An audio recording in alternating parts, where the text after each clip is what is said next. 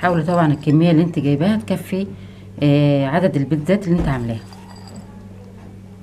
كده انا هدخلهم الفرن بقى واسويهم واوريها لكم اما تطلع.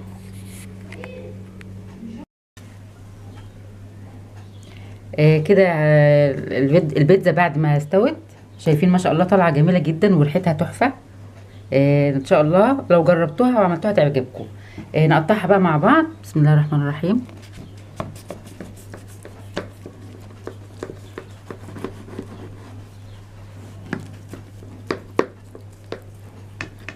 طالعه ريحتها جميله جدا.